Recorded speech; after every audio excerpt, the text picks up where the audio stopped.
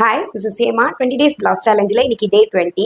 இன்னைக்கு princess cut பிளவுஸில் deep neck and boat neck வரும்பொழுது நம்ம பிரின்சஸ் லைனை எப்படி அட்டாச் பண்ணுறது அப்படிங்கிறத பார்க்க போகிறோம்.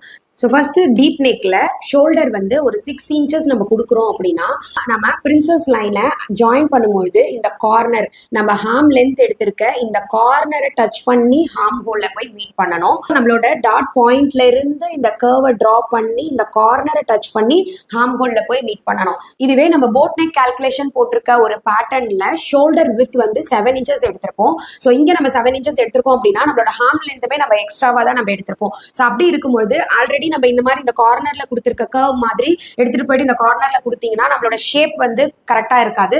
ஸோ அதுக்காக இந்த கார்னர்ல இருந்து மேல ஒரு 1 inch மார்க் பண்ணிக்கோங்க. இந்த ஹாம் லைன்ல இந்த கார்னர்ல இருந்து ஒரு 1 inch மார்க் பண்ணி இந்த டாட் பாயிண்ட்ல இருந்து அந்த 1 inch பாயிண்ட்டை டச் பண்ணி ஹாம் ஹோல்ல ஜாயின் பண்ற மாதிரி ஷேப் வந்து வரைஞ்சிக்கணும்.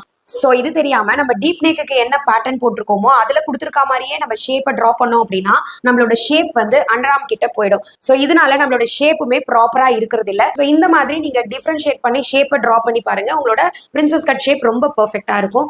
ஸோ இந்த வீடியோ உங்களுக்கு புரிஞ்சிருக்கும் அப்படிங்கிறத நம்புறேன். நெக்ஸ்ட் என்ன சேலஞ்ச் வேணும் அப்படிங்கிறத கமெண்ட் பண்ணுங்க.